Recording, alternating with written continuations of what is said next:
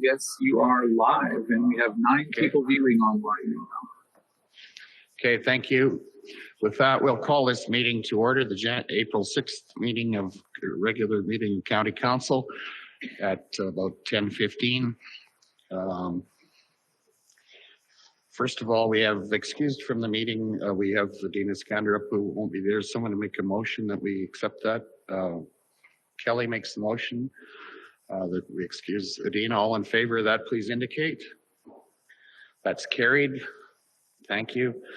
Look for adoption of the minutes of the March 23rd meeting. And first of all, if there's any errors or omissions or changes that need to be considered, you can identify those now, or a motion to adopt the minutes of the March 23rd meeting. Amanda, please. I'll make that motion to approve the minutes. Thank you. All in favor, please indicate. That's carried. Thank you. Are there any post-agenda items that need to be added to the agenda? Seeing none, we will accept a motion for the adoption of the agenda, including we have delegations at 10:45, at 11, 11:30, and then as indicated, we have a question period from 1 to 2:30 potentially, as well as a question period later in the day from 6 to 7:30, but that'll be added to our day. But is there someone who would make a motion to adopt the agenda? As Holly, please. All in favor of approval of the agenda, please indicate. That's carried. Thank you. As I indicated, we have a bit of a change of regular procedure in that we usually have question period optional at this time. And I would say that we haven't had a proliferation of questions typically, but we are having a question period today at 1 o'clock that we'll invite people to attend in person or online. So that's available, and we look forward to any questions that will come. I think there have been some that have been submitted, and that's an opportunity for anyone out there to submit questions that will be considered and responded to publicly. And further to that, we have a question period also at beginning at 6 o'clock this evening, which I think is in recognition of the fact that our normal sitting hours during the day are not convenient for everyone in the business community. So that's an option for the public to either attend in person again or online with us. So we look forward to that procedure. And in light of that, we won't entertain question period at this point, but we'll have it later in the day.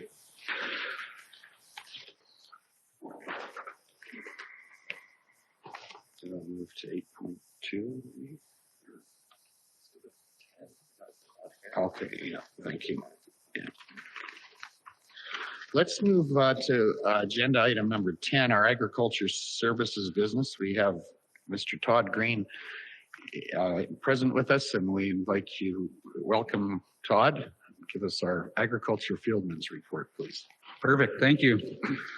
So just some of the highlights, I guess, for the formal report. So I think we're looking at spring weather coming up, and this morning, all the mud was frozen in my yard. I probably should have fed some things, but I did that last night in the mud. So anyways, we're looking forward to mud, because when you have mud, that means dry's coming. So we're a little bit surprised that no one let the gophers know spring was going to be a little bit late. We have seen a lot of gophers out still. But anyways, long story short, we do have a fair amount of producers that are looking for some options. We've been chatting with them.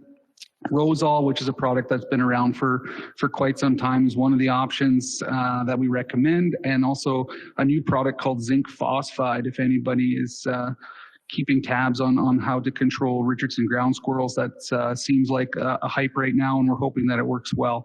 We do have a bag that we want to try to utilize on some county properties to kind of verify that it works, and South Country Co-op is actually bringing some in. So if anybody's listening or has that problem, hopefully that is a product that works for everybody. Pretty slow rental period, 1 magpie trap, raccoon trap, 1 calf table, 1 loading chute, and 1 barbecue rental. We do got a fair amount of barbecue rentals on the books for this summer, so excited to help people with their gatherings. we are pumped about the staff that we have coming in for this season. Starting next week, we have 3 coming in. A really great mix of returning staff and 3 or 4 wonderful new seasonal employees. So I think it's going to be a great year. We're done with planning. It's April. It's time to hit the ground running. And that's what next week is all about. So all of our documents are in place. The great SOPs that kind of guide our seasonal staff throughout the summer are complete and ready. Emerson Bridge Park, let's be honest, I'm pumped.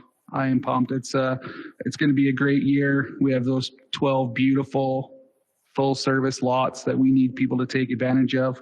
We had 5 people fill some seasonal spots, and we have 7 still available. So if anybody is interested, 7 wonderful seasonal spots still ready to go. We did host a shelter belt workshop on March 13th. I think I've seen some of your friendly faces there. I think it went over really well. We had some tree diseases, pests, and pruning kind of talked about from our presenter. And I think obviously a great talk on soil erosion for everybody that was there.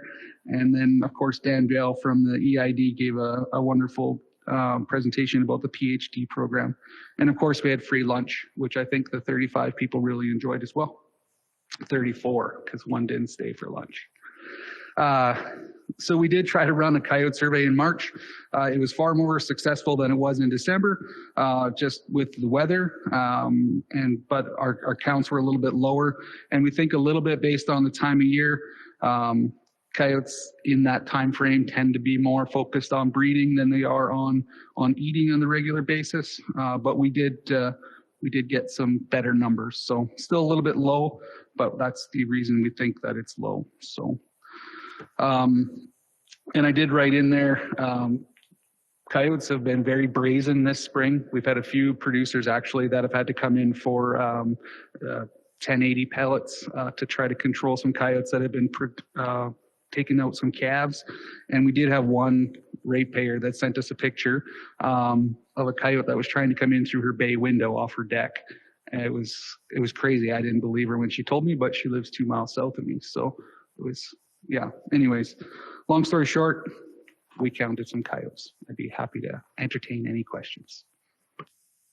Thank you, Todd. Holly, please. Question? Were the coyotes with the confirmed kills, were they all over the county or one area and worse? Is that seeing more coyote problems? The 2 that I recollect were both in Division 8, so kind of along that Matsuin Creek area. I can't remember from Joe's conversation that I just had with him. He was putting in our CCIP numbers, so where we've paid for more coyotes than others. And I think Division 8, we actually seen a big influx of coyotes that were taken in from there. So we were surprised to see. Typically, our highest numbers come from Division 3. And we think primarily just because that's our more cattle producing area, but that Matsuin Creek up to Division 8 is definitely cows up there too. So, Kelly, please.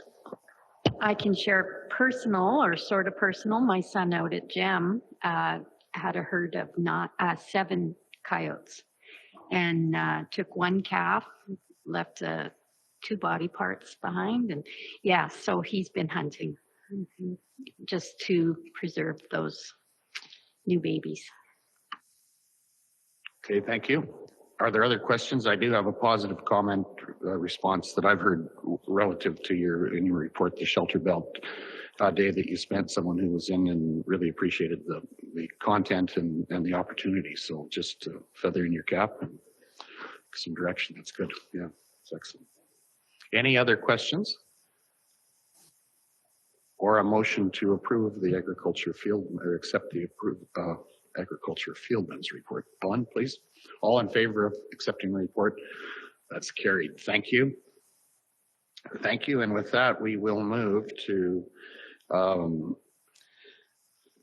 item number 10.2. That's the motion for the appointment of weed inspectors, right? Do you have a report or comments on that? Or it's not a whole bunch. It's basically a formality in the legislation. We hire weed inspectors and pest inspectors, and Donovan as a soil conservation officer. It's kind of part of the reason we hire them. So this is not unimportant, but it is kind of a formality that we need to appoint them. Thanks, Todd. We have a motion in our minutes. Lynette, please. Which one are we starting with? The weed inspector? Weed inspector, yeah. So I'll make the motion that we appoint Josh Fitzgerald, Callum Patton, Jenna Presley, Aaron Olivier, and Donovan Kopp as inspectors pursuant to Section 7 of the Weed Control Act until such a time that their employment with the county ceases. Thank you. All in favor of that motion, please indicate. That's carried. Thank you. And similarly, our pest inspectors, item number 10.2.2. Go ahead, Holly, please. That the County of Newell appoint Josh Fitzgerald, Callum Patton, Jenna Presley, Aaron Olivier, and Donovan Cobb as inspectors pursuant to Section 10 of the Agriculture Pests Act until such a time their employment with the county ceases. Okay, all in favor of that motion, thank you, Holly. That's carried. Great. And item number 10.2.3 is the motion for the appointment of a soil conservation officer. Would someone be willing to make that motion as it's printed in our package as well, please?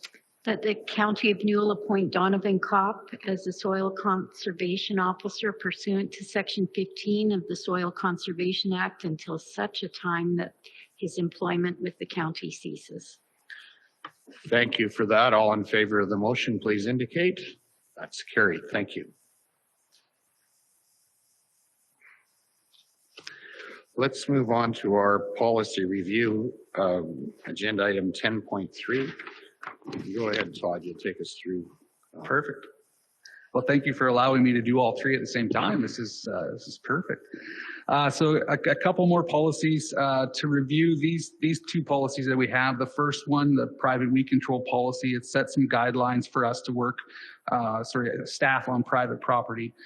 So as an invasive weed species can be difficult to control, difficult to get to, it has been past practice for us to help landowners in the first year of their infestation. I think the goal is to kind of alleviate some of the shock of the initial find, I guess. So species are often difficult and a lot more difficult than agronomically problematic species. They tend to be hard to control, spread profusely, and if not controlled, and they're not usually controlled by typical agriculture herbicides and sometimes require mechanical control like picking and mowing. I think it's important to note that we do have some great private companies that work with our local industry on vegetation management. It's not our intention to compete with them in their industrial applications. So when it comes to invasive species on industrial locations, we encourage landowners and leaseholders to use those companies before we help out.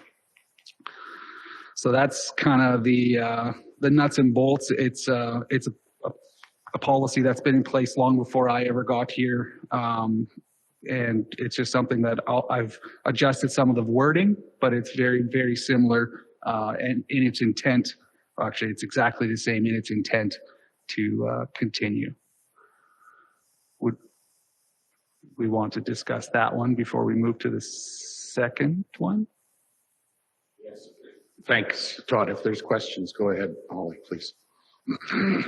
So as I understand it, this policy describes the parameters for private land weed control services, but is landowner responsibilities when there is a problem and they have noxious or prohibited weeds. Is that spelled out elsewhere? Under the Weed Control Act, yes. So the Weed Control Act lays the responsibility of controlling the spread of noxious weeds and destroying a prohibited noxious weed species. So before seed set on the prohibited site, sorry. Okay, thanks, Todd. Are there any other questions?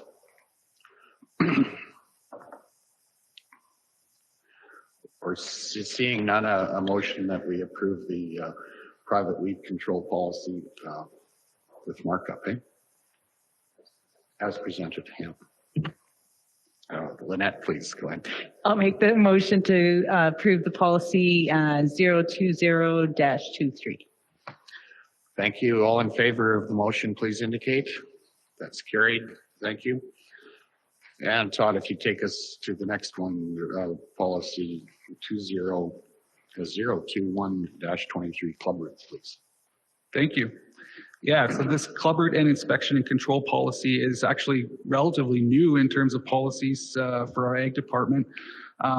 We put it in place in response to identifying multiple parcels that had Clubroot infected canola. So when it comes to outlining some of our enforcement activities that happen in those regards, it was nice to have this policy to ensure that we are consistent. I think it's proven to be beneficial to that process, although enforcement is never the goal of any conversation. It's literally the worst part. I think sometimes enforcement must be utilized. So canola plays a big part in our local ag industry, both commercial production and seed production, and we want to ensure that that continues. So through education, not only by us, but many other organizations when it comes to Clubroot plus surveillance and landowner industry cooperation, I think we've been able to keep Clubroot infections to a minimum. And just as an aside, since 2007, when we found our first one, we still only have 9 locations locally. And that's pretty cool, considering when you look at other Clubroot infested areas that much of their municipality has become infested with Clubroot. So through our most recent pest notice process, and this is the only real change, the one change that was a question from one of our recent pest notice process, the producer mentioned that when it comes to enforcement of the act, it might be nice to ease into the restrictions a little bit. So with an asterisk on the second page, you can kind of see the part that producers had this suggestion on. So it was noted that because the notice was to enforce mustard family weed control, they're a host for Clubroot. This producer agreed to put his land into forage production. So going into forage production takes canola out of the rotation for 4 to 5 years, which is what we asked for in our notice. And they agreed to do that, which was fantastic. But it's not typical for them to spray their forage fields for weeds. Typically in forage production, the act of cutting is your weed control. So he just questioned that maybe if that was what was the recommendation, that we would consider helping with the cost of chemical in those situations. So I think there was some value in that conversation, and I think it was a decent suggestion, in my opinion, just based on what we do with the private weed control policy that we just approved. We do help with the initial shock of that infestation, so we could theoretically help with the initial shock of a pest notice for Clubroot and help with some chemical control costs. So that was the only other change. I think the Clubroot policy has worked really well. Again, it outlines everything that has to be done. It outlines our annual survey. It outlines the conversations that I have should we find Clubroot in a canola field. Okay, thank you, Todd, and recognition of your work to keep a handle on Clubroot is positive for our area. As you indicated, I certainly agree that it can be a big problem where it gets out of control. And good to see the cooperation of landowners and also your initiative to take action on it. That's appreciated. Holly, please. Just a question under C. So does Ag Services monitor, like say the field has Clubroot, they're supposed to control it. Do you guys continue to patrol that for 4 years in that rotation, or is it the landowner's responsibility? We have great conversations with our landowners, and we've had such wonderful cooperation with everybody that's been involved. But we do kind of drive by inspect as best we can. A few of our locations are 45 minutes away, so checking for weed control is very easy. Checking for some of the other things is more time consuming, and we don't necessarily get to those points. But to that, I mean, our producers have been phenomenal. They've been phenomenal at working with the other people that utilize their property. So maybe it's an oil and gas company, maybe it's a custom operator. They've been great at letting everybody know. Yeah, we have not had any complaints with our relationships afterwards. So. Thank you, Kelly. Go ahead. I too want to thank you for listening to Ratepayer and installing where we can. I hear though there could be a budget implication. Any idea? I mean, how would you put a dollar figure on that, right? Yeah, it's interesting because we would never actually realize that budget implication unless we were to find a Clubroot infected field, which we've been very lucky to find them few and far between.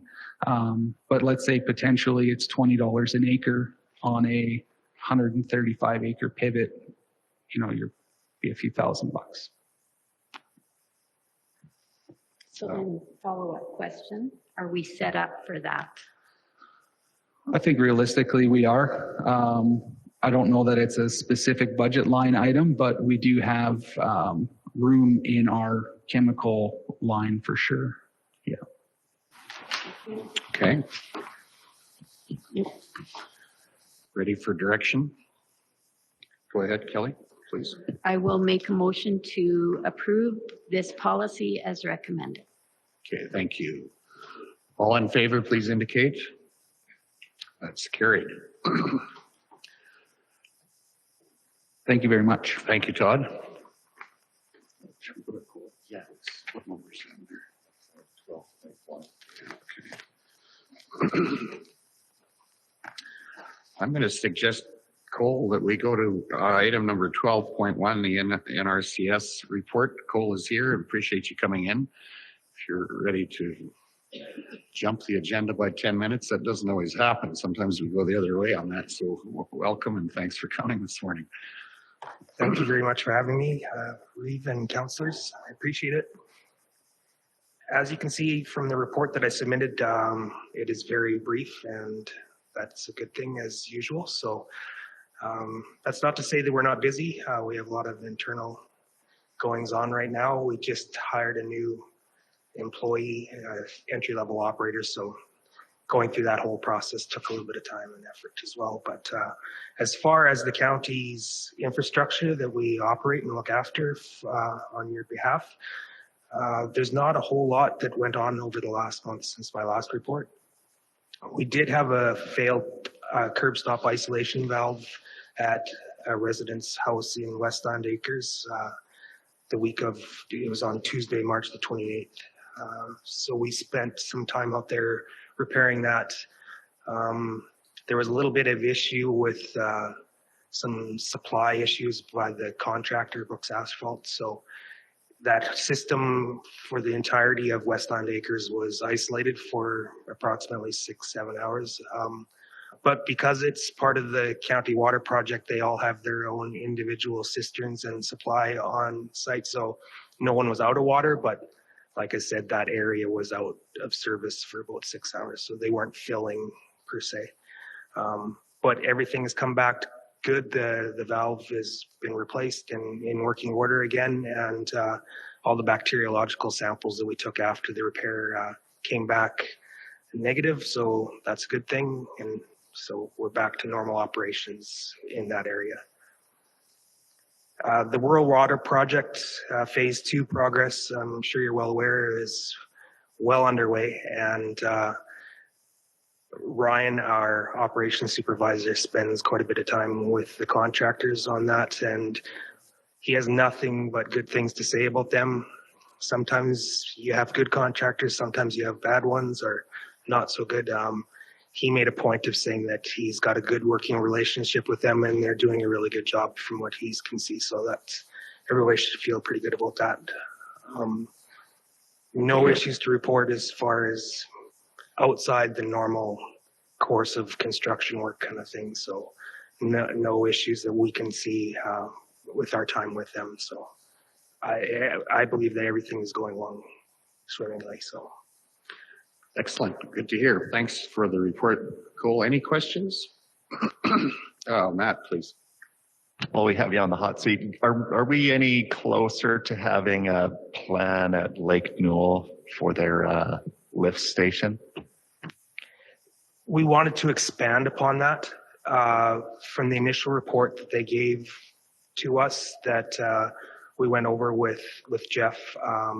We want to expand it a little bit, and that's going to require them coming back when the weather kind of warms up a little bit. So that's kind of what we're waiting on right now before they sign off and give the full report over to it. We wanted to add a little bit to it. Don't want to bore you with too many details, but basically there's a manhole across the street from the lift station that we wanted to include into that survey as well. So there's a pump down inside of it, so they want to assess that and kind of get more details on that. So as soon as we get more information, I'll definitely report it back to you. Thank you. Any other questions? Seeing none, thanks for coming in this morning and for your report, Cole. Appreciate that. Thanks for having me. Thanks. Yeah, okay. Mark, we'll move to item number, just where are we at? 12.2, Director of Municipal Services Report. Good morning, everyone. Thank you. Yeah, Todd talked about it. Mud. What do you know? We go from customer service requests for snow removal to customer service requests with mud on roads and need gravel and all sorts of fun things. So the transition is happening definitely down in the south. We're basically bare. This area around Highway 1 is in the thaw zone right now. And coming from the north, I'm sure that it's starting, but it hasn't quite hit yet. So don't call it the Great White North for nothing. So anyway, with this month, you know, our municipal enforcement team continues to service the partners, Town of Bazzano, Villages of Rosemary, Dutchess, Eastern Irrigation District with patrols on their lands. And we've also been busy with, of course, the animal control bylaw, which we put out for public survey for feedback. 150 survey responses received. I'm just going to be honest with council. It's going to take us a little bit of time to get through this before we bring it back for second reading. We need to get those responses to you in a meaningful way for you to consider all of that feedback from the various people that submitted. So that's great, because I was expecting maybe 10 or 12 and we've got 150. So that's great engagement. Partnering with the City of Brooks on information sharing. This has always been something from Solicitor General's office, collaboration, cooperation, information sharing.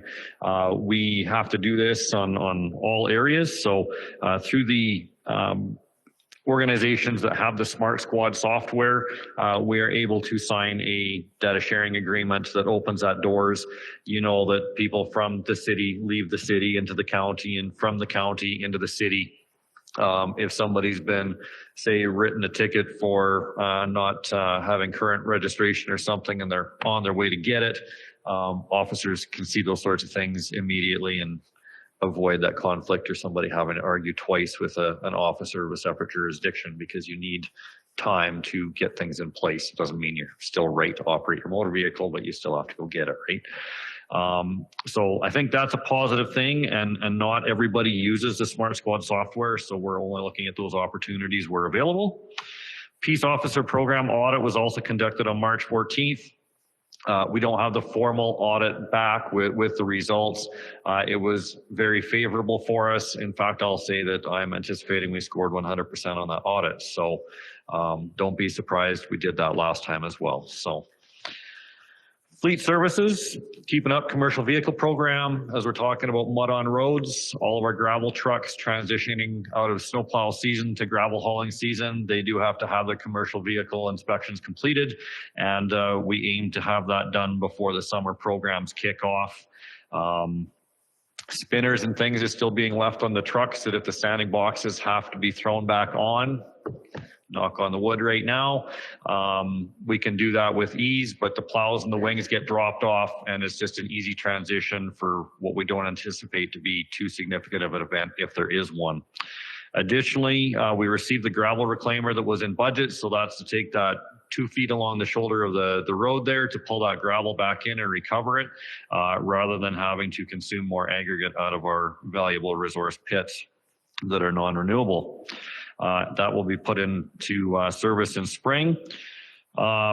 Preparing to receive, well, I can confirm today that we have a brand new $512,000 machine sitting in our shop.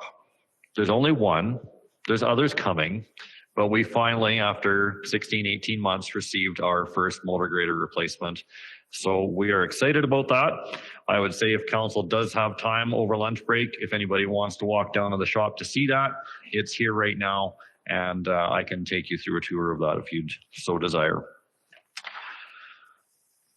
Registered Apprentice Program student, we put that call out to all the schools, whatnot, one interested candidate. There are a number of steps that have to go through with the school to get that person into place. So we are working through that process anyway. So we're going to be welcoming a student on for that. Processes, procedures, we continue to review all of those, and we have a number of people taking some courses and stuff, such as the Fleet Management Certificate course, and then we've also done some annual client review with Enterprise regarding the 9 trucks that we have with them. Everything continues to look favorable. They're looking at that long-term forecast of when market stability will come back based on used units and no availability of brand new units for some manufacturers still. So their advice is great, and it continues to keep the lowest total cost of ownership within those fleet that we operate with them. Grader operators, as I've already suggested, snow removal, those fun things. Washboard, customer service requests are coming in. I'm sure if we keep with the warming trend, dust will be next. Dust abatement program applications are open. If you're a residential property, we have policy. You can receive that subsidy up until the deadline. Get in on that. If you're late, you're late. You don't get the subsidy, and it's been well advertised. The last week, there'll be 3 advertisements run every day for the week, so it's well advertised. But what else we got here? Vegetation management program. I know I'm going to answer a question from the public for question period on this one, but we do continue with that. And we're in that transition phase right now where we're not cutting trees or vegetation growth alongside roads because we're busy out there steaming culverts out. And that's the priority. So that is coming to a close. A whole 28 days spent this year on the program. That is not the normal, because what we've experienced for the last 10 years with winter is we respond to a couple of snow events, and otherwise we've been tending to vegetation management. Not quite the case this year, but progress is progress, no matter how slow it is what I like to say. Dust abatement applications we highlighted. CNWP Phase 2, Cole kind of spoke about already. We've had a number of open houses on that are summarized in the report, and proceeding with tendering and all of that stuff as we can move through those various phases. Steveville Gravel Crush tender remains in draft form with planned advertisement for early April. Tilly Landfill Reclamation remains in progress. EID partnership on drainage in the Rosemary area. Well, I think we're probably going to find out where our problem areas are once again based on the snow that's accumulated in that area and has yet to thaw. So we will be keeping eyes on that, but we are prepped to proceed with work that carried forward from last year, and anticipating we can move on to Phase 3 based on landowner feedback that was solicited through 2 open meetings with the public. Kinbrook Connection Pathway, we're like 95% ready to go here. We're at a practically tender ready state. We need about 2 weeks to get everything finalized upon funding being confirmed. And, you know, we continue to work on file records and everything, what's transitory and what needs to be a permanent record, and file destruction as per our policies. Construction management, construction certification course is what the manager of operations has been taking. Lots of contract law and stuff in that he's been brought up to speed on. We attended the spring convention that was in conjunction with RMA, with yourselves. Lots of great opportunity, camaraderie and stuff. Gives us a chance to talk to our peers, what they have going on, their latest trends and other business. And finally, with the report, the municipal load report, you can see in February, I didn't have the March statistics yet, but February we had 215 permits taken out. I like to run that forecast. You can see that based on that, we're 5% growth over last year, or anticipated to be over last year. And as that goes throughout the season, we'll know more. Other highlights for council, not included in my report because they are the latest and greatest of things. We had a steamer unit burn up on us. We've got contractors in assisting us where can be. So taking care of business as we need to with that. We've got some overland flooding concerns being iterated by a few ratepayers that are anticipating overland flooding. We've had some water cross the roads. We've put up our signs. We get the steamers out. We get the culverts flowing, and things are working just fine. Everything in the south has been rather good. Again, we're back into the Brooks region here right now. We've been contending with matters in Martin Industrial Subdivision, a few of the other residential subdivisions around, and then I'm sure when we get to Rosemary, we'll have a few more things going on, and Jim as well. Yeah, what else can I say? That's road grading, getting all of them cut loose, maybe Monday of next week. Just want to urge some caution with council.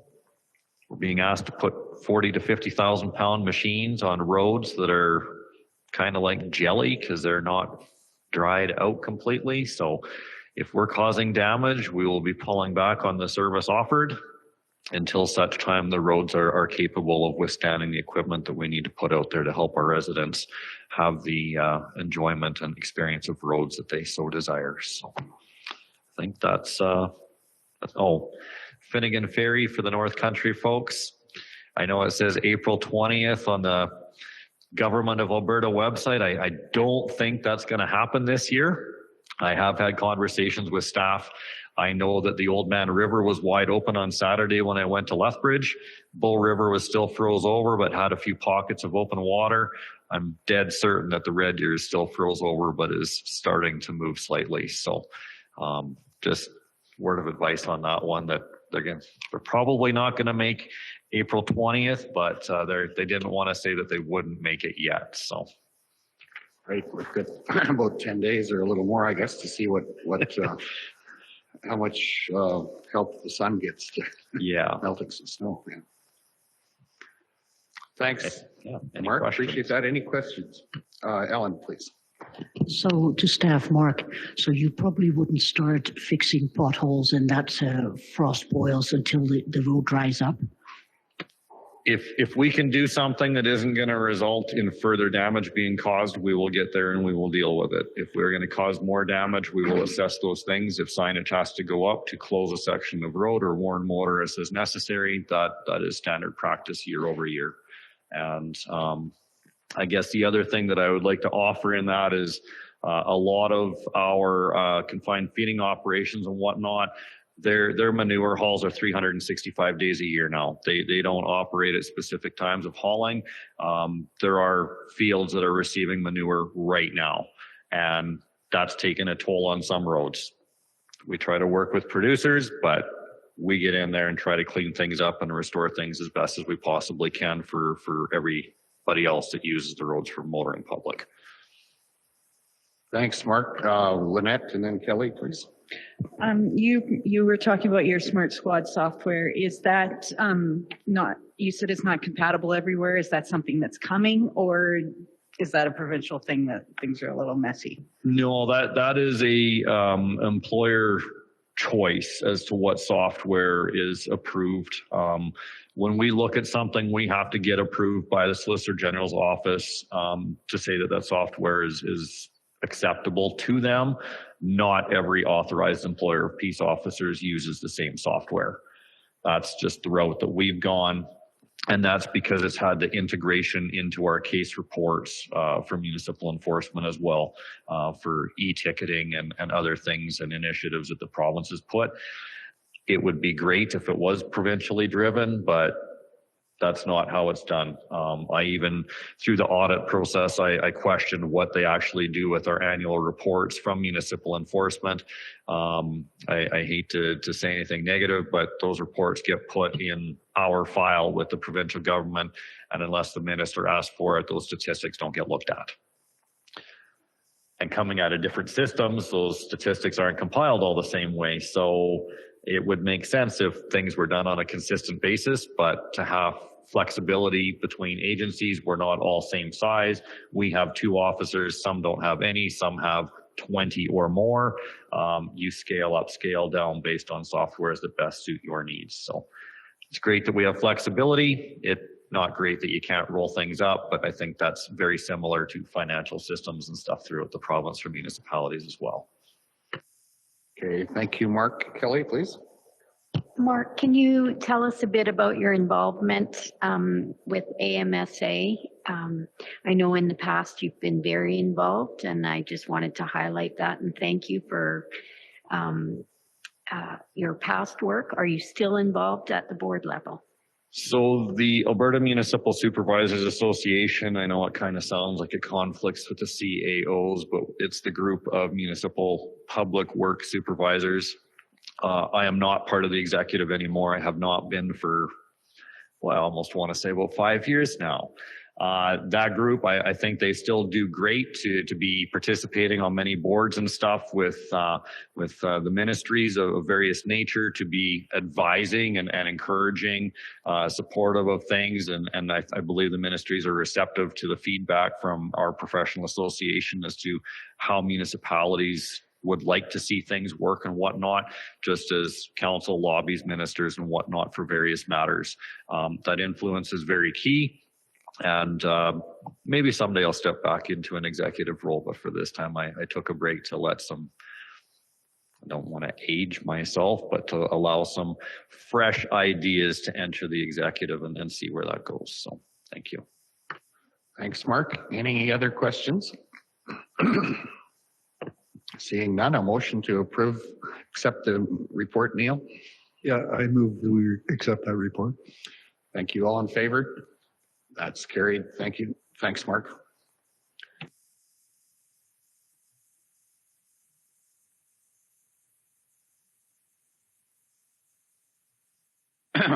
We're going to take a 5-minute break, and then we'll go to our auditor's presentation.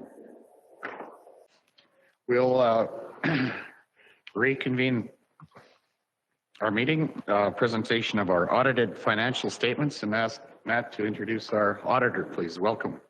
Yeah, we're lucky to have Darren Adamson from Avail LLP, formerly YPM, my old stomping ground. So it's always fun to have Darren with us, and I'll kick it over to Darren.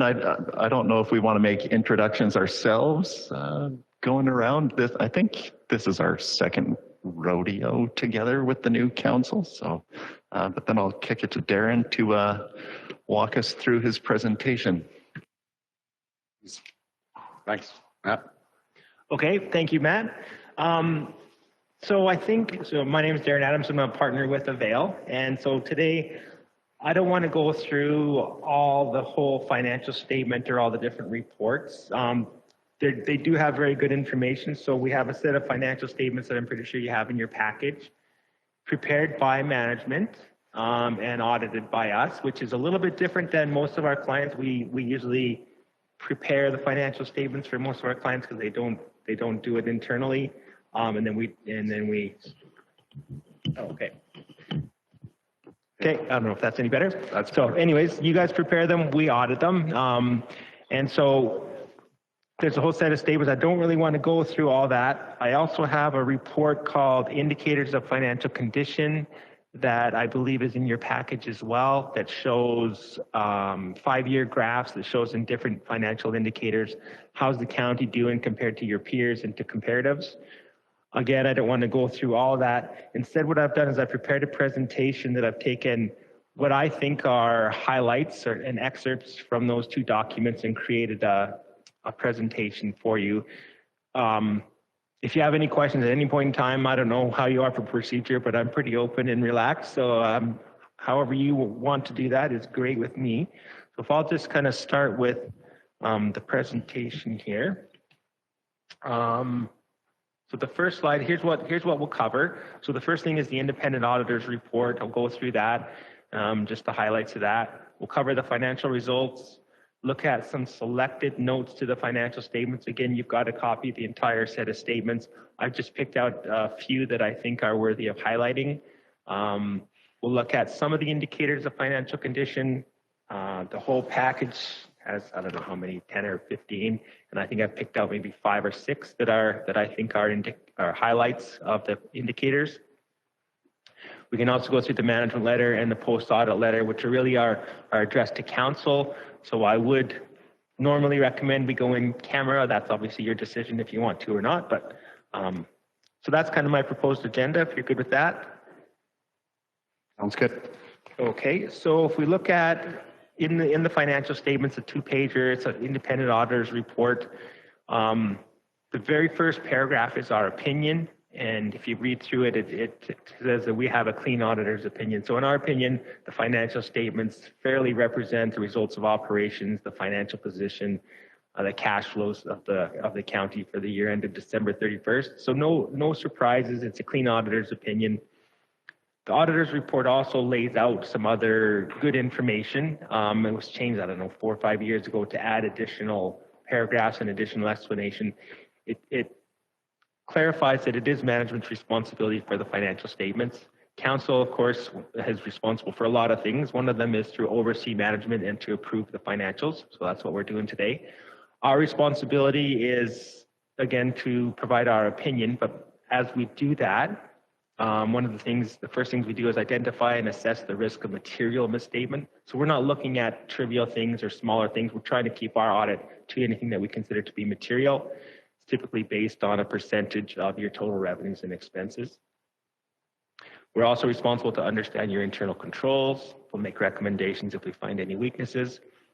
We evaluate your policies and your financial accounting policies and accounting estimates. And so you have a note in the financial statements, note 1 probably, or note 2, I can't remember, that lists out all your different accounting policies.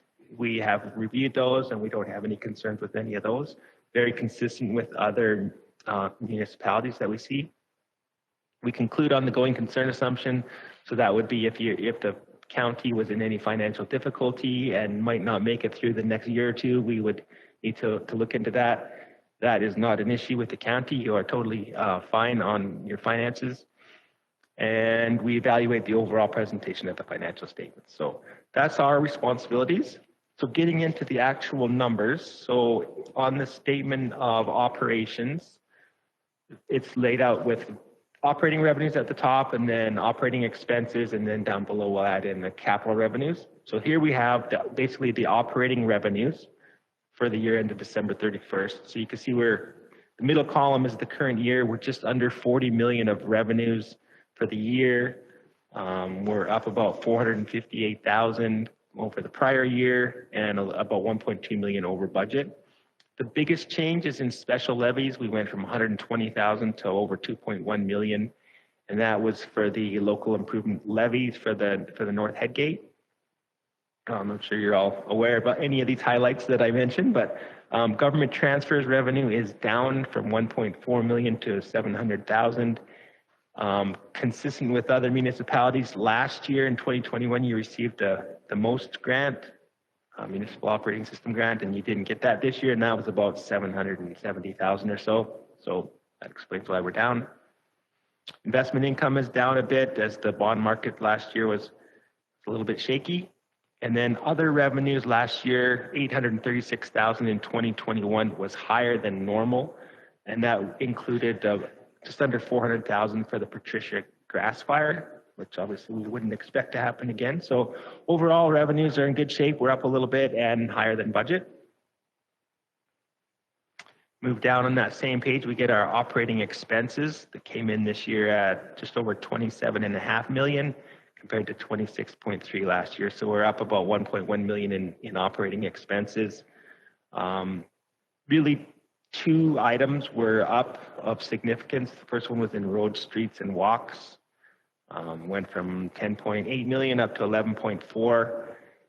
And there's a lot of things that go in there, but some of the things I noticed that were up were increases for contracted grader operators, more gravel and road work, cost of living adjustments for employees. We are significantly under budget in that line item under roads, streets, and walks. Salaries and benefits were a little over 400,000 under budgeted amounts, and repairs and maintenance, legal and engineering were also all under budget. So it's tough to budget, I think, for that big of a line item. But the other one that went up over last year is in recreation and parks. So that went from about 1.5 million up to just about 1.9. Again, lots of different things in there, but the one that stuck out to me was the intermunicipal project with the city of Brooks. So that increased the costs. I don't know how much detail you want. I can give you details on most of the other lines, but I'm guessing you probably want to keep it high level. So we are significantly under budget on expenses, not quite 3 million under. I mentioned road, streets, and walks. We were also under in administration. There was a finance manager position that wasn't filled, and IT was also under budget in admin. Water and wastewater was also under budget. Just less repairs and maintenance and contracted services than we're budgeted for. And community and ag services is under budget quite a bit as well, with less chemicals and salaries than budgeted. I think in that category there was a maternity position that wasn't filled. So overall, again, an increase of 1.1 million in expenses on the $27 million budget, pretty comparable to last year. So then that brings us to our annual surplus from operations, 12.1 million this year compared to 12.8 million last year. So very comparable, another good year finance-wise from operations. Then we have the other items, amounts contributed to other governments. In the previous year, there was the highway project with the province. This year was basically down to zero. And then government transfers. 2.6 million came in as government grants for capital projects compared to budgets of 11.4. So there was a lot more capital projects that were budgeted that didn't happen yet. So presumably those will carry forward to next year, and that additional funding will help offset that next year. So this year we had about just under 7 million or 6.7 million of tangible capital asset additions. And so the grants funded just about 2.6 million of that. The rest some was funded by debt, 2 million was funded by a new loan, and then the rest would have just been funded by operations. So bottom line, total annual surplus, 14.7 million compared to 14.5 last year. Very comparable on a bottom line basis.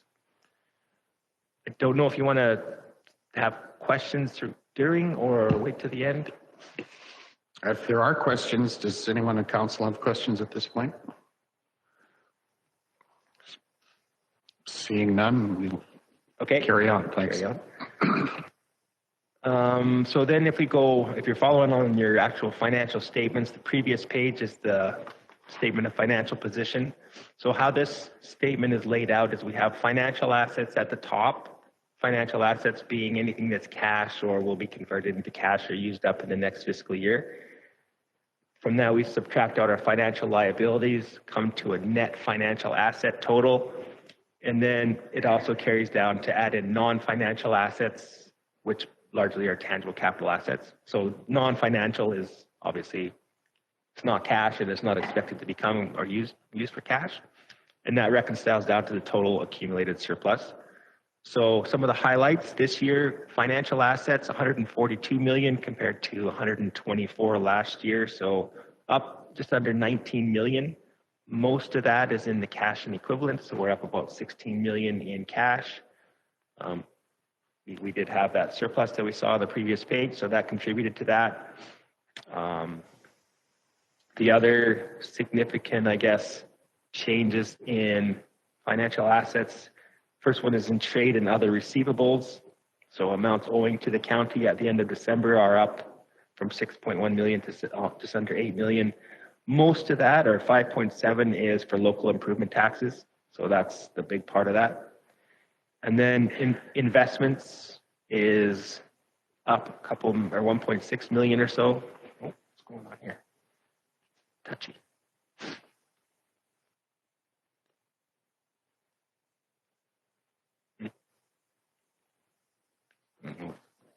Can't get that to go away. Oh well. So that is the financial assets. Liabilities this year total 14.2 million compared to the previous year's about 11.3. The big change there is in unearned revenue. So when we receive grants for specific purposes, we defer the grants as a liability until we spend them. So largely it's for capital projects. This year we have 4.2 million of MSI grants that we received the cash. We just haven't spent it yet on approved projects. So we defer it as unearned revenue and we'll presumably recognize that as revenue next year as it gets spent. There's also some other items in there as well, but that's the big one. The other liabilities, for the most part, I think are pretty comparable to last year. So financial assets minus liabilities equals our net financial asset position. This is an indicator under public sector accounting standards that says what's the county's ability to pay our bills as they come due. It's positive 128 million. It's increased over prior year by over 15 million. So no concerns there. The county is in good shape on a net financial asset basis. And then we add in non-financial assets. So we have a little bit of prepaid expenses for insurance and that kind of thing. The big line here is tangible capital assets. There is a different note that gives all the details of that, and that's on page 13 of the financial statements if you haven't had a chance to look at that. But basically we've gone from 194 million to 193.3 million. So we don't have a huge change, a little bit of a less than $1 million decrease overall, but it's kind of a combination of a few things. So during the year, there was over $6.7 million of additions. And then we amortize or expense the assets over their expected useful life. And this year we expensed about 7.3 million as amortization. Some of the bigger additions this year, largely in engineering structures, were network replacements, the regional pathways, the One Tree overlay, Patricia and Rolling Hills fire departments, a couple of fire trucks, and just general engineer structures. So quite a few different things going on, but nothing that's super major, I guess, this year. And then once those are added in, we reconcile down to that same accumulated surplus that we saw on the statement of operations. Then I have a couple of selected notes. So we have 324 million of total accumulated surplus. That's a big number. There's a few different categories within that number that I think it's important to know the distinction. So note 11 in the financial statements breaks all that down. I don't know that the individual line items is all that important, but if you look at the total column or the total line, unrestricted net assets, 10.6 million. So you have surpluses of 10.6 million that are available for spending on operations or whatever you need it for. Last year, your expenses were somewhere around the 30 million, 28 million the previous year. So we got maybe a third of a year's of operating expenses sitting in unrestricted net assets. So a pretty good place to be. We have 189, almost 190 million. That's equity invested in tangible capital assets. So it's already been spent. We don't have the money anymore, but now we have all the infrastructure, the roads and bridges and buildings and equipment and all that. So we have equity in the capital assets. And it's important to just keep that separate because that's not spendable surplus. It's already been spent, but we have the service capacity of those assets moving forward.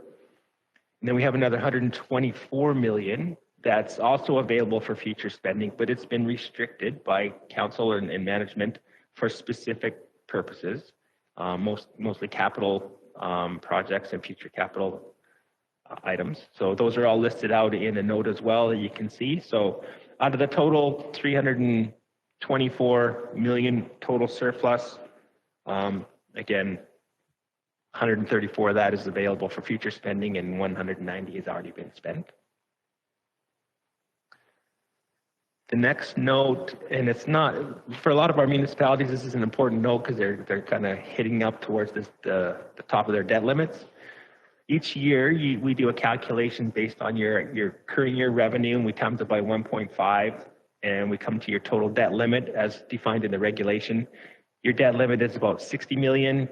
Your actual debt is 3.6, so you have unused capacity of almost 56 million. So I think you've used about 6% is all of your debt limit. So no concerns there. Still have plenty of room there if you need it. So that's all the highlights I had from the financial statements themselves. Then there was another handout that's part of your package, is the indicators of financial condition. And again, there's several pages there. I've picked out some of the ones that I think are most relevant. When you look at the graphs, so here's all the comparables of the same type. So there's 3 different lines that we're going to compare the county to, and one of them is comparable same type. So that's MDs or counties with a similar size population. We also can compare to, so there's 4 different lines on the graphs.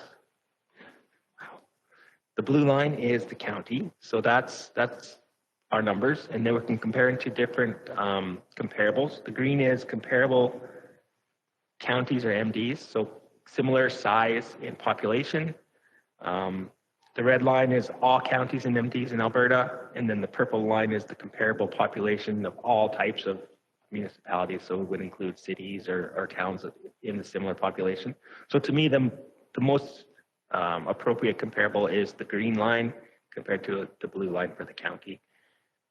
The other lines don't go into 2022 because we don't have that information yet. Once everybody submits their information to the province, then next year we can go download. So we're always 1 year behind on the comparables, but I still think it provides pretty good trend analysis.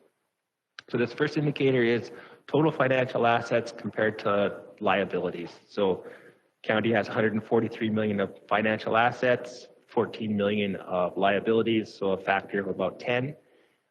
It's been improving over the last few years, and it's in good shape compared to the comparables. So again, no concerns on the financial assets side. The next one that I think is interesting is the operating expenses compared to the taxable assessment. So our operating expenses this year were 27.5 million, pretty comparable to last year. And the taxable assessment is the assessed value of all the properties in the county. So what that number is trying to approximate is how's the overall economy doing? So if the overall economy or the assessed values are going up, then are our expenses in line with that? So if we have a flat line on our graph, so the blue line there is had a little peak in 2020, but it's essentially flat. So to me, that means that our expenses are in line with what the economy is doing. So if this was, significantly increasing, then that would mean our expenses were going up faster than the economy, and we might have a concern. You look at it here and over the 5 years, to me, it's flat, so no concerns. This one again is about your debt, so your long-term debt. So we're comparing the public debt charges to your total revenues. So if we look at this debt servicing line, next year your total debt principal and interest payments are scheduled to be $814,000. And this year our revenues were 39 million. So about 2% of our total revenues are going to pay long-term debt principal and interest. And you can see that's gone down the last few years as the debentures have been paid down. So 2% is pretty low compared to the comparables. So you're in good shape. This graph here is comparing our own source revenues to the taxable assessment. So we looked at the expenses compared to the economy. Now we're going to look at our revenues and do that to the same comparison. We've excluded any transfers from other governments, so provincial or federal transfers, because when we look at our own source revenues, what's the county's ability to generate revenues on its own without help from other governments? Again, if it's flat, that means our revenues are in line with what the economy is doing. And if I look at this, it's flat or maybe slightly increasing, which is probably good, right? So our revenues are at least in line with the economy or maybe slightly better. No concerns on any of the indicators of financial condition that I've seen. This next one is comparing the accumulated surplus available for future use compared to the comparables. And again, I kind of highlighted this when we looked at the accumulated surplus, where we had 124 million in reserves, 10 million in unrestricted surplus, so just about 135 million available for future spending. We're doing good. We're doing better than our comparables. Maybe I'll just pause there again. So that's kind of the end of the numbers portion of it. What I thought were the highlights of those documents. Sure, thank you for that report. Council have any questions? Oh, Kelly, please. Thank you for the good news story. I do have a question. Is this a typical year that we created our own financial statements? It seems like that's new. Is that correct, Darren? No, actually for the County of Newell, you guys have been preparing your own statements, I think since, I don't know how long, but at least since we've been your auditor. So it's not new for. Okay. All right. I thought it was maybe new because you kind of highlighted that. So yeah. I took it the wrong way. And no other concerns. I read your report and we have it in our package. So thank you for the work that you have done for us. This is the second year, is that correct? It's the second year we've been back face to face, but I don't know, 5 years total. So a couple of those years we did remote meetings, and I think I might have been here the first year and then did a couple remotely. Thank you. Okay, thank you. Are there any other questions? So there's a couple other graphs that I have as well. Management letter, and I don't know if you want to go in camera. Really, there's nothing sensitive in there, so we probably unless there's a direction from someone on council, we don't necessarily need to go in camera. But Matt, please. Yeah, I'm really happy with full transparency. If the auditor has something to say, I think you can say it to the public. Yeah. Okay. Good. So there's two other letters that will be in your package here. You probably had a draft copy. Now we have final versions of them on letterhead. So they're here if you want to read through them if they're not in your package. For the most part, they're form letters. So the first one is a management letter. Typically, for most of our clients, we're going to have some recommendations when we go through the audit. We look at your internal control systems and all your different transactional streams, and we go through and make sure that there's proper paperwork in order and that approvals have happened and all the different levels of checks and balances are in place. We don't have any recommendations for you this year. So that really speaks to a solid system in your finance area. And thanks to Stephanie and her team for being awesome, as it says there. So that's makes our job a lot easier. We also have a post-audit letter. Some firms call it an audit findings letter. There are certain things that we're required to communicate to council or those charged with governance if we find them. So if we found any illegal acts or fraud, we would let you know about that. We didn't find any. If we had any significant disagreements with management or difficulties encountered during the audit, we would bring those to your attention as well. We didn't have any of those. You know, there's always some things we need to look into and we ask questions, and sometimes there's things we need to figure out together, and we always get great cooperation. And so we didn't have any of those concerns either. So the post-audit letter, there's also a note in the financial statements that talks about some upcoming changes to the accounting standards that are going to affect us going forward. Don't think I probably need to go through those too much. The two that are going to be, or I guess a couple of them that will affect us. This first one on purchased intangibles, I don't think that will have any effect. The second one is on financial instruments. The big change there will be moving to fair value accounting for our investments rather than recording them at cost. So that's moving to the same standards basically as other organizations. We have a new asset retirement obligation standard, which could affect us. I don't know how much, but if we have things like asbestos in buildings, sewage holding tanks, fuel tanks in the ground, those kinds of things, we might need to record a new liability that we never had to in the past, and that'll come into effect next year. So essentially, if there's a standard and we've exceeded that environmental standard in some way, and we're required to remediate the asset at some point when we retire it, we'll need to record an obligation. The revenue one is coming into effect in 2024. I don't think that will affect us much. We're basically following that already. And then financial statement presentation in 2025. This is the one that I like the best. Rather than having the balance sheet or the statement of financial position laid out like it is now, it's going to be laid out, again, more like an actual balance sheet with assets at the top, liabilities and equity at the bottom. And I think it's more understandable for most people because it's what we're used to for all our other organizations. So those are some changes that are coming starting next year and years past. And that is the end of what I had to cover.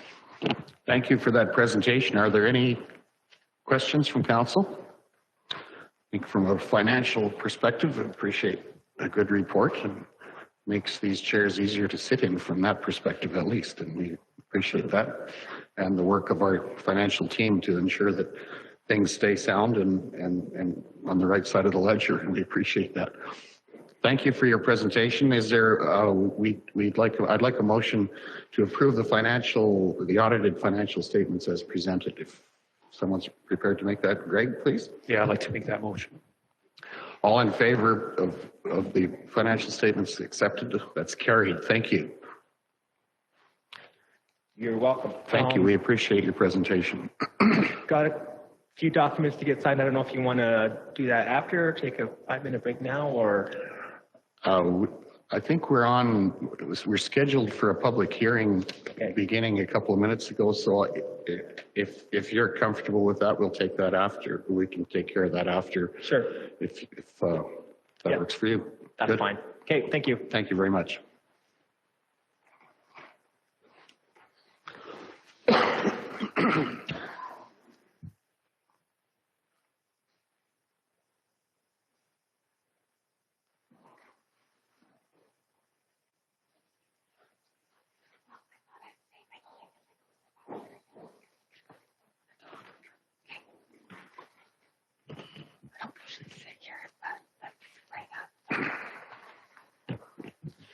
Well, being just a few minutes after 11:30, I will, we need a motion to go into a public hearing. Ellen, please.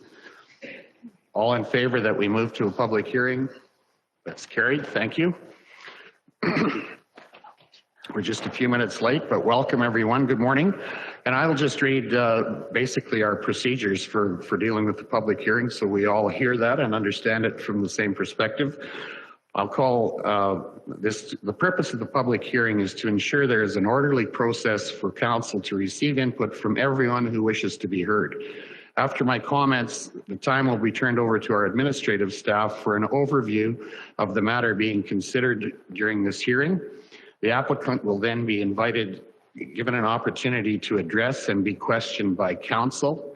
Others who wish to address council will also be given an opportunity to provide comments, hearing first from those speaking in support of the proposal, then in opposition to the application.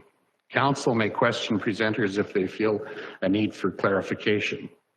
We ask that comments be brief and limited to 5 minutes for the applicant and 3 minutes for others who wish to address council. Any individual wishing to speak, of course, needs to first be recognized by the chair to keep an orderly process here. And once you've been recognized, please state your name. All statements should be directed to council. And after council has heard from those who wish to submit comments, the applicant will be given a brief opportunity to respond to the issues raised. And the hearing will be adjourned and council will consider the input provided when the matter is next dealt with by council. I will ask that anyone who is going to address council, please come forward and take a seat at the mic at the time. But first we will ask for administrative staff to give us some of the organizational aspects of what we're here for today. Maria, please. You're on? I'm on. Great, thank you. Thank you. The purpose of this application, Bylaw 2049-23, is to redesignate 104.73 acres in the southwest of 42318 as shown on the maps from Agriculture General District to Industrial General District. The subject parcel is in Division 9, 14 kilometers north of the town of Bizano. All the parcels surrounding the proposed location are in the Agriculture General Land Use District. The closest residence is 2 kilometers away from the location and belongs to the applicant. The lands are currently being used for dryland farming. The Industrial General District would allow for the construction of a Class 2 non-hazardous waste landfill. The applicant has stated that the landfill would not be approved to accept residential or municipal wastes, liquids, or hazardous materials. The primary waste streams for the proposed facility would be waste generated in the oil and gas industry because of drilling, regular operations, and decommissioning activities. If the land use bylaw is passed, the applicant can apply for a development permit through the County of Newell and move forward with Alberta Environment and Park approval. This was circulated, also advertised in the local newspapers and on the county social media. There was a letter submitted from the Newell Regional Landfill. Response was received from an adjacent landowner requesting confirmation of the land location and total acres involved in the application. They would like council to consider groundwater contamination as the proposed location is near Crawling Valley Reservoir, and also consider the potential blowing debris. The applicant, Remedex, has submitted an information package, which was included in the agenda package. And since submitting this RFD, there has been letters from the Village of Dutchess and the Village of Rosemary that have been included in the package once we had received them. It is recommended by administration that council hear public concerns at the public hearing. Should council decide that the proposed location is suitable for an industrial general use and policy regarding industrial uses in the land use bylaw, that second and third reading be given to bylaw 2049-23. Thanks. Okay, thank you. Are there any questions from council with regard to procedure or the purpose of the hearing today? Seeing none, thank you, Maria and Jeff. And at this point, we'll invite the applicant to make a brief presentation, please.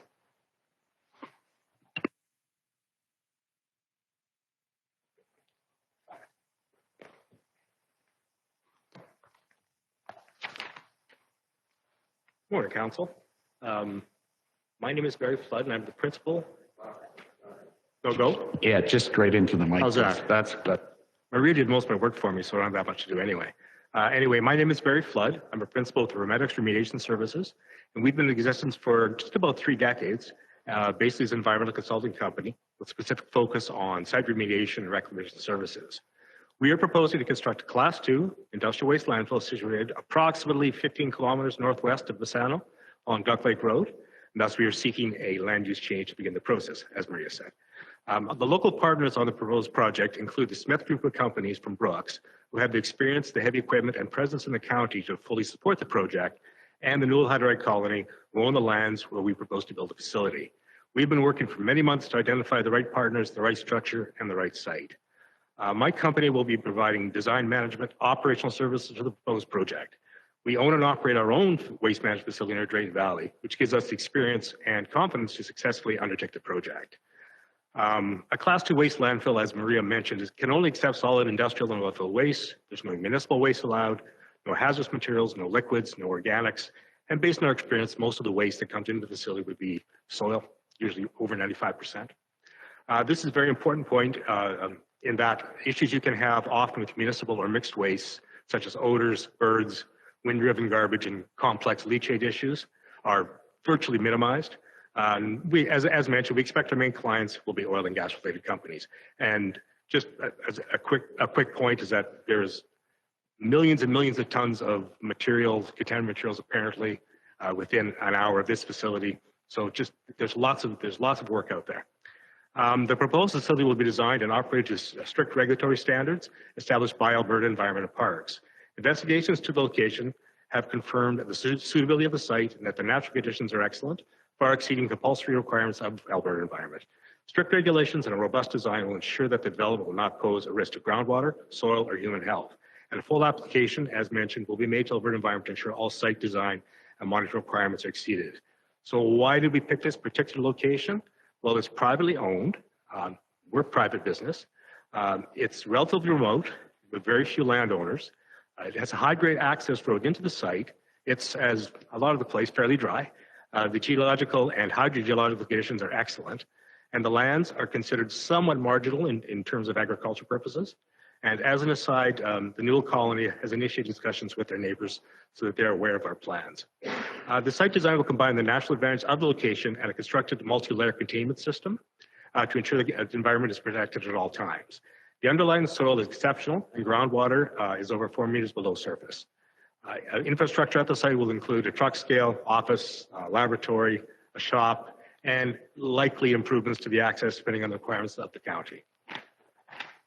Part of the requirements of Alberta Environment for operating a Class 2 landfill is a stringent environmental monitoring program that includes third-party laboratory analysis of all incoming waste, truck checks and field analysis with the on-site lab to ensure waste quality, continuous environmental monitoring and reports submitted to Alberta Environment on an annual basis, site security cameras, including truck material checks. The site is fully security fenced, and a substantial security bond remains with Alberta Environment until site closure, which ensures compliance. This particular landfill will be designed to provide over 20 years of service. When closed, the landfill is covered with salvaged soil, seeded and monitored for 25 years to ensure the site remains safe. In our estimation, we will require 6 full-time employees to run the facility, and the requirements for other services at the site will be numerous, further contributing to the local economy. The benefits of having another viable disposal option in the county will be tangible for area contractors, consultants, etc. Market studies that we've done indicate a tremendous number of contaminant sites in the subject area. And as we've seen at our owned landfill at Drain Valley, the new disposal option could lead to companies expediting remedial projects. So if you build it, they will come. In closing, we believe that the proposed project will help expedite oil and gas and industrial site cleanup activities in the surrounding area, while significantly contributing to the local economy. It may seem somewhat contradictory, but a professionally built and operated waste management facility is an integral component in eliminating soil and groundwater pollution. So contaminant materials that are affecting many, many sites are removed and placed into a monitored and engineered landfill scenario. In closing, myself and my partners of the Newell Hutterite Colony and the Smith Group of Companies of Brooks, we thank you for your time and attention and look forward to ongoing feedback. I'd also like to thank the county staff who've been really, really excellent in getting to this point. Thank you. Okay, thank you for that presentation. Are there any questions from council members for the applicant this morning? Holly, go ahead, please. Good morning. Because we're looking at suitability for this being an industrial site, I know your report says it's very competent clay soil extending to a minimum of 36 meters below the proposed site. What would be a minimum that would be acceptable? Like where on that scale are you? Well, we're normally you look for, I mean, it's depending on what you're using for your containment system, but normally 6 meters of competent material below the bottom of your landfill is typically what you'd be looking for. There's a lot of variables and depending on what your designs are. In this case, we've got a lot of clay, a lot of really good material there. And quite honestly, we never even really hit groundwater. We went down to 40 meters and we had refusal, so we never actually hit groundwater anywhere on the site, which is a really positive thing. Okay, thank you. Any other questions? Dan, please go ahead. You said in your studies that there's lots of material that can be brought in here, and if you build it, they will come.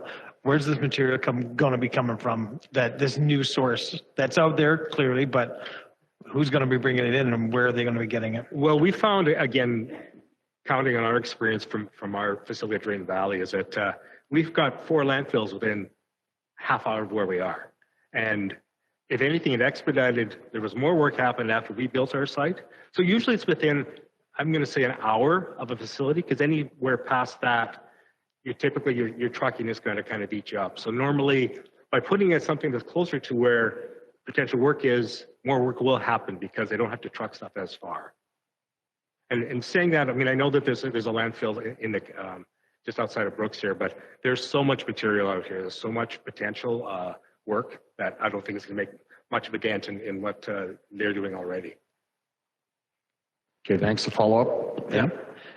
So where does this material coming from? Is this reclaimed oil sites? Is what are we looking at? What's the source? Primarily, it is oil and gas sites. Now, this has been industrial, so there would be an opportunity for industrial waste as well. But for the most part, it is oil and gas sites. Most of the old flare pits and spills, and that's very typical of what we see.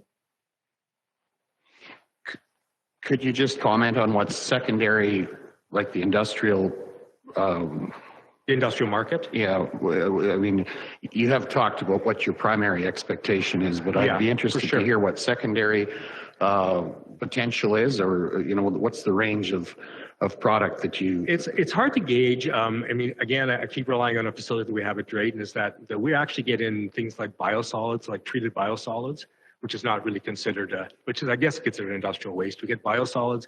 We get some construction debris, a little bit, but really it's mostly soil that's coming in and mostly oil and gas related. Not entirely. We have some sites that are from downstream facilities and that sort of thing as well, but mostly is oil and gas. I mean, every bloody site out there's got a problem. They really do. Right. Every bloody site out there's got a problem to a certain degree. So it's just a question of the companies actually getting the gumption to start doing them. Right. Okay, thank you. Any other questions? Kelly, please. I guess just clarification, and this may be for Arnold with Newell Colony, I'm not sure, because we're kind of jumping the gun by speaking to the potential user. Arnold, will this land be rented or sold to the company that we're speaking to at the table? Will it be leased for the 25 years, or are you selling it? Would you come to the mic, please, yeah. so we can just introduce yourself, Arnold, if you would, please? It will be part of the JV. Like, that's what we're putting into it. Joint venture. Yeah, so that's your contribution to the joint venture. Yes. Yep. Okay. Thank you. Any other questions? Neil, please, go ahead. Yeah, just for clarification, how many sites like this are you operating right now? We just have the one in Drayton Valley.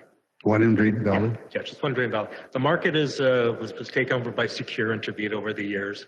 And since our amalgamation, there's not that many competitors, if I could put it that way. Although I wouldn't really say we're a competitor to them. They're much, much bigger than we are. So we're very specific. How many sites would there be in Alberta like this? Hundreds of thousands. Of sites? Landfills? Yeah. Oh, there's probably, it's dependent on if you're looking for an actual class 2 strictly for oil and gas related issues, there's probably 35 or 40. Thank you. Maybe just one more question with regard to your comments about specifically, and I realize to agree that this is a little bit ahead of, I mean, today we're considering whether we go from agriculture general to industrial general, but when you talk about specifically focused on oil and gas waste, that's simply a current priority, not necessarily a restriction on what a class 2 non-hazardous site would be able to accommodate, right? That's right. With in industrial, you can take in industrial waste. So, I mean, proximity to Calgary means there might be some opportunities for other things. And if you're talking about fertilizer plants or anything else that's not oil and gas related, yeah, of course, there's some opportunities for that as well. Right. Okay. Thank you. Any other questions? Ellen and then Greg, please. I'd just like to know, the proposed site, is it in proximity to the Crawling Valley campground? How close are you? I think it's 4 kilometers or more. Or more.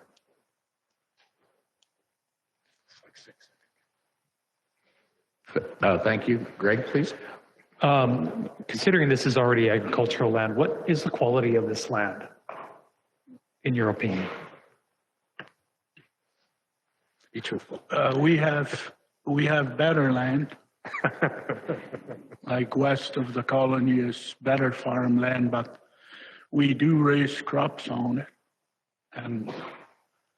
but it's not our best acre.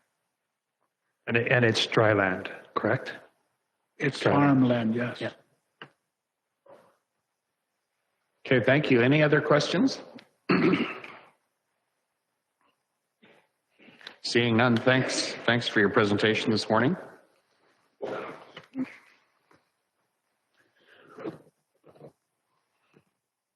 With that, we'll invite anyone else who wants to make comment on this application to come to the mic. Please identify yourself and if you have a presentation, please keep it brief, hopefully to 3 minutes or less, and then there may be questions from council. Yeah, first, I guess if we have people speaking in favor of this application. Anyone online? Seeing none, we'll get to what I just said, that anyone who has concerns or want to speak against this application is welcome to come to the mic at this point.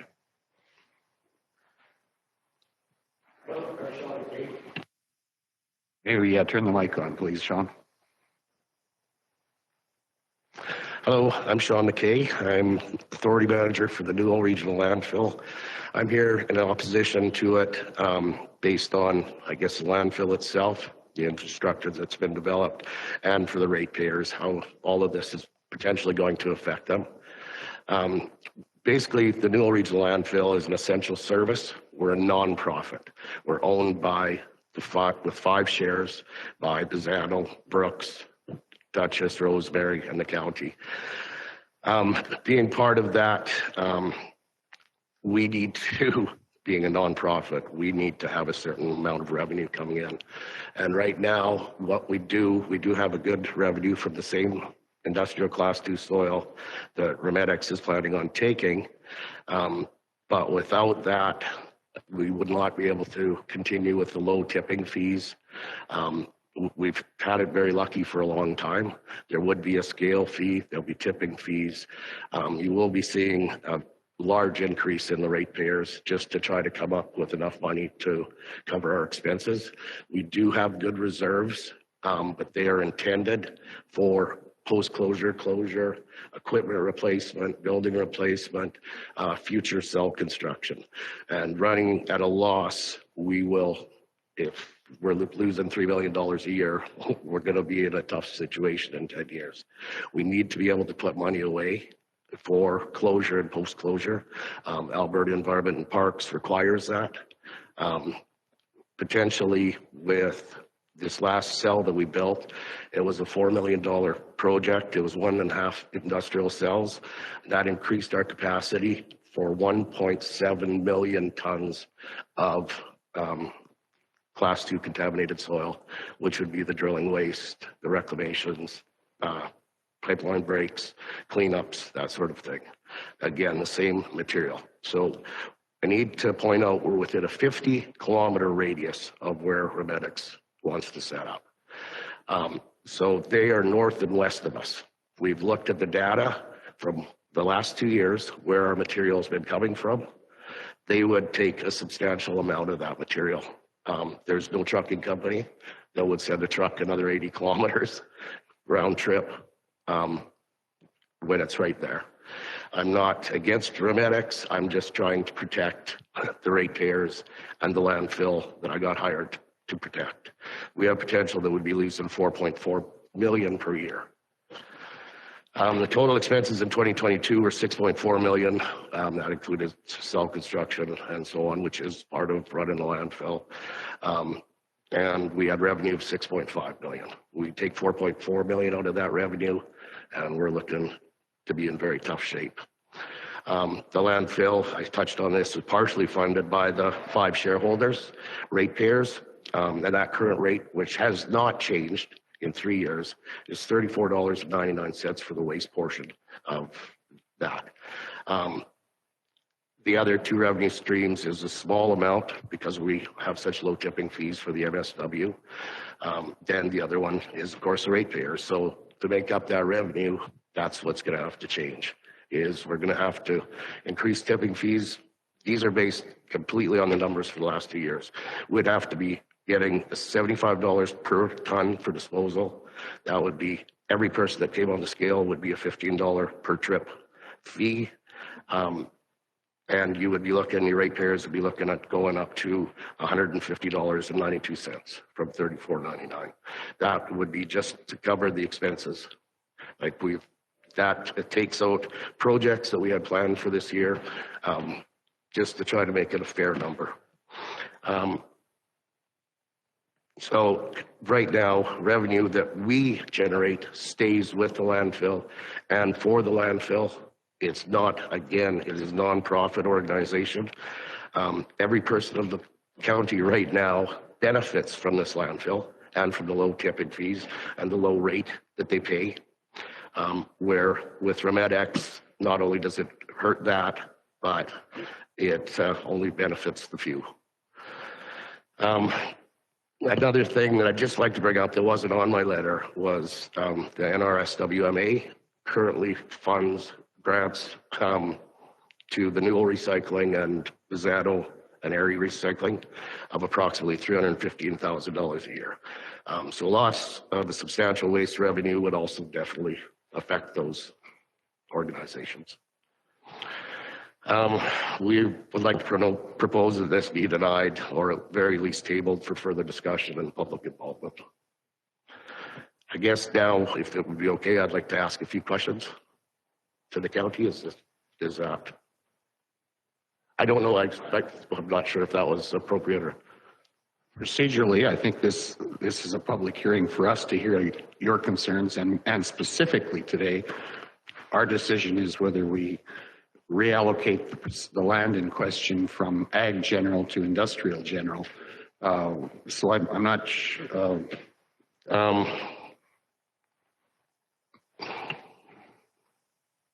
There may be questions of council for you, Neil, please. Yeah, there's a huge spread between what Remedic says is available and what you're saying is available.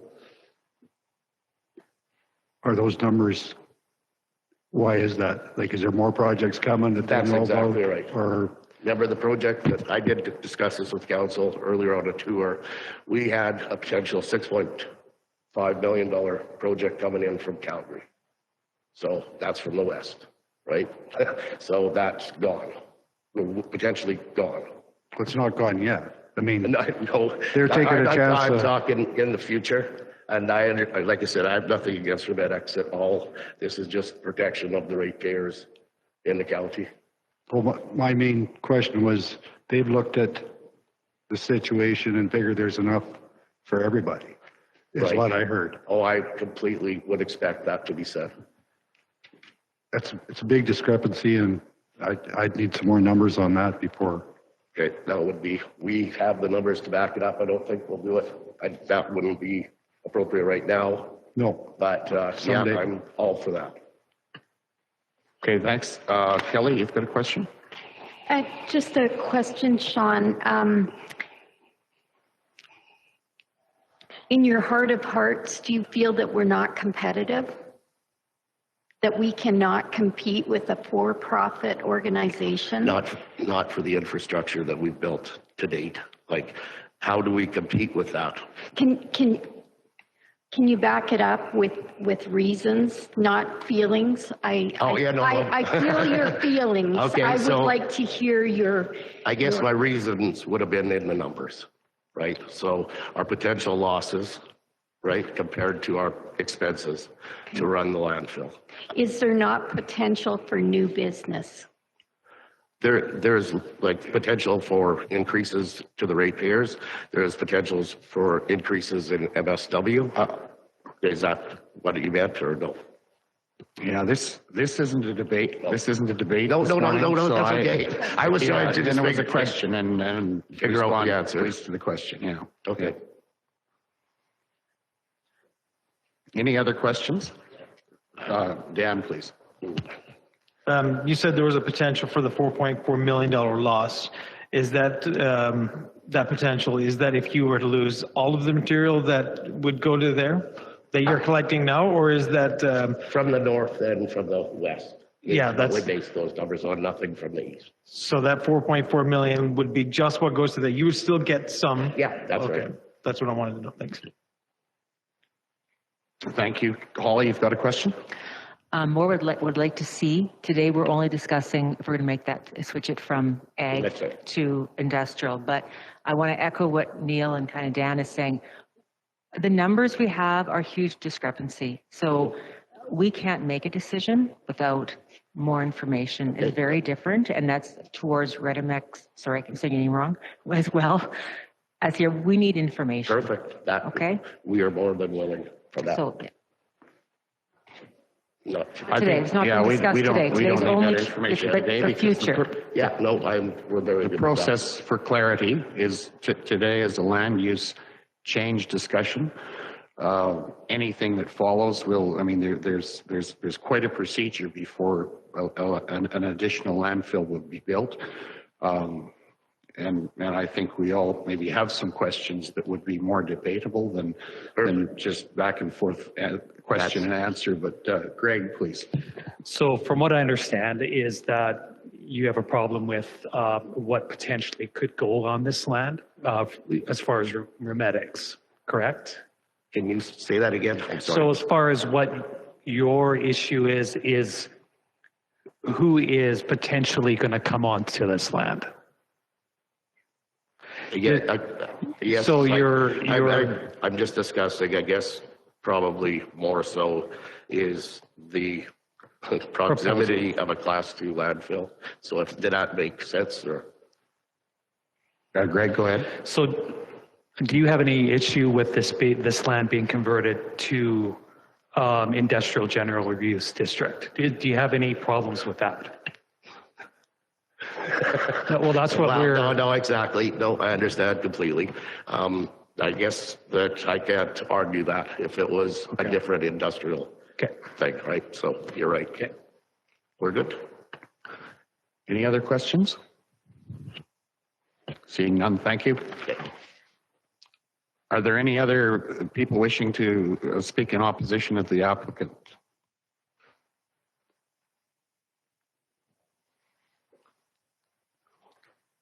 Seeing, Stuart, go ahead, please.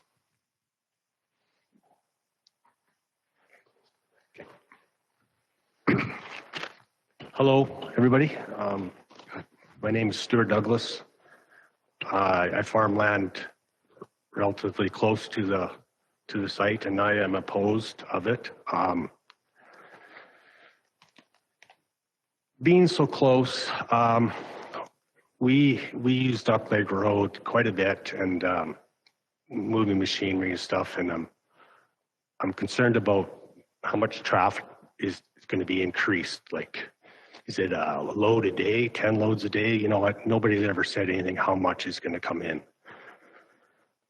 Of course, I'm concerned about the water, but I don't know. It sounds like that's been covered, but the other issue is you have 104 acres and nobody's farming it. It's fenced off. Who's going to look after the weeds and stuff like that? Is that, there's a problem out in that area is what I'm saying. I don't want to see it get any worse. I know 2 years ago, they tried to pass this in the county wheatland, just east of Hazar. And I don't know why it didn't pass, but I know there was quite an uproar, and it got shut down. And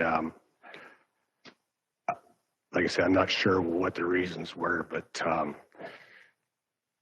do we need 2 landfill sites in the county, Newell? I don't know. It seems like what's another, you talk about the distance, what's another 15 miles down the highway? I don't know. But I'm sure there's lots of reasons, economical reasons for the county, but anyways, yeah, that's my concerns. Thanks, Stuart. Gord, go ahead. My name's Gord Smiley, and I guess in terms of being a decent landowner, I guess we're probably the closest one to where the future site would be.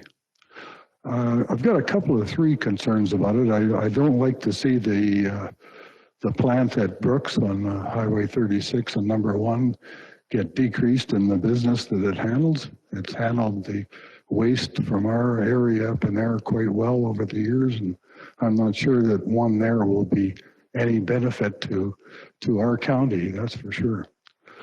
I don't like to see something like this built out in a very remote corner of a county. The service area that it's going to serve is going to encompass a lot of the county, and it's also going to encompass a lot of the counties adjacent to it. I'm a little concerned if you look at the location. The correction line runs west from that location, and that's strictly an unbuilt basic gravel road that agriculture uses quite a bit. And I can't see that building a facility on a one paved road system is going to give you the access you're going to need for all these loads of material that are coming in. And I can see that the material is going to come by truck along that correction line. And that's a line that the agriculture uses all the time. And unless somebody's willing to move in there and pave it, which is going to happen at one point, I can see it's going to be a big expense that the county is not going to need to incur. I'm a little concerned about flying material and stuff like that. We get a lot of wind in our country, and I think that's something that council's got to be aware of before they put that out in a location where there's nobody around to maintain it. Stuart was mentioning about the weeds. We've had lots of problems with oil patch and oil roads with weed control, and I can't see a facility like this being any better. We say it's a class 2 facility, but class 2 by whose government, which government, and what it's going to be like 10 years down the road if we have to start seeing different kinds of waste being brought into a facility. So I think that's about all I had to say. Thank you. Okay, thanks, Gord. Are there any questions for Stuart or Gord from council? Amanda, go ahead, please. Fellas, you didn't address, and I'm just curious and want some clarification. What's your thoughts about going from ag general to ag industrial? And that's what we're talking about today. Go ahead. I'm not sure you're going from land use being agricultural to industrial. Yeah, and overall, what's your thoughts of that change? That's what we're discussing. Well, I think we've got lots of facilities in our area now that are using some what was agricultural land before and using it for industrial use. And I think most of those facilities have been approved and are operating fine. I just don't think this one has the particular good use for our area. That's for sure. Progress is progress. If there's tax base to be increased for the county out of putting some agricultural land into industrial, that's fine. But let's not do it just haphazardly. Let's do it on an approval basis. Thanks, Gord, which this will be. Yeah. If it goes ahead, that's our consideration today for sure. Good, because that's why we're here too. I appreciate that. I understand that. Any other questions?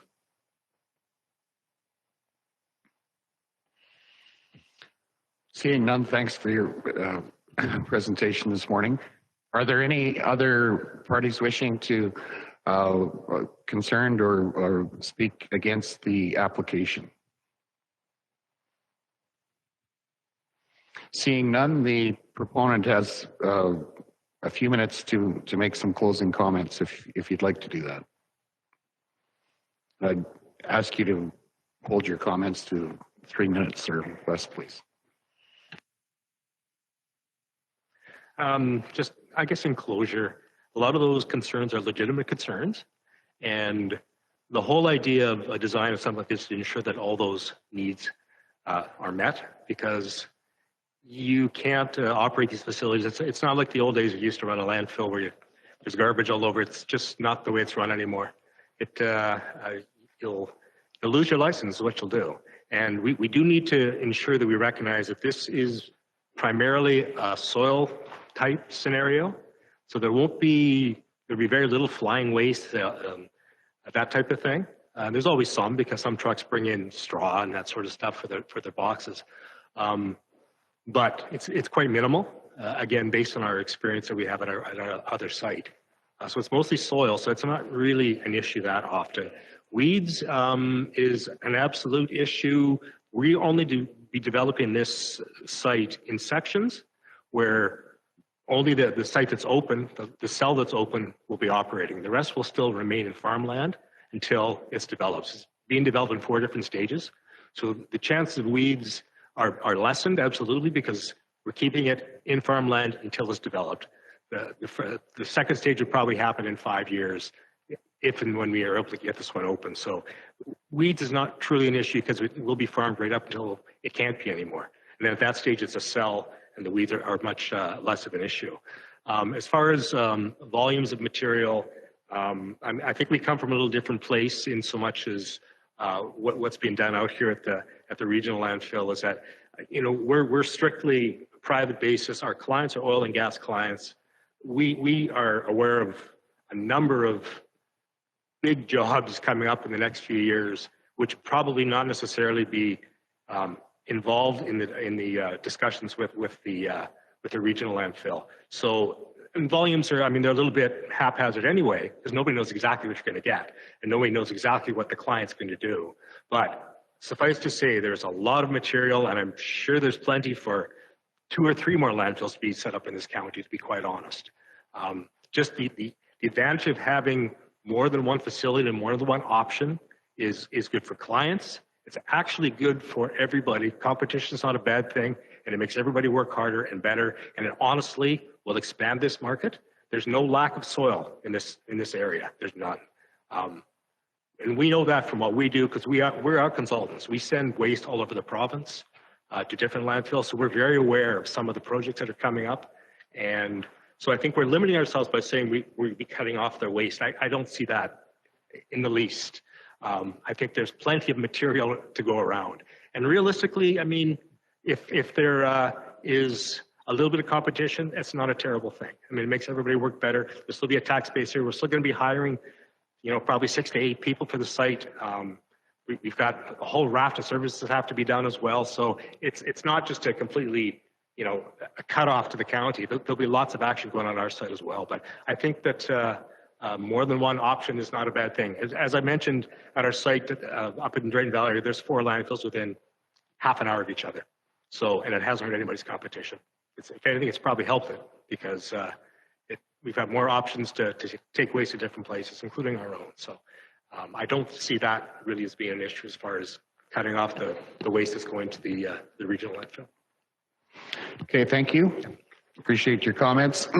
With that, I think our public hearing is about to come to an end. If there's a motion to move out of public hearing, I would entertain that. Ellen, please. All in favor that we move out of public hearing? That is carried. Thank you. And being 12:15, I'll suggest we break and reconvene in about an hour. 1 o'clock, actually, because we have a question period coming up. Thank you.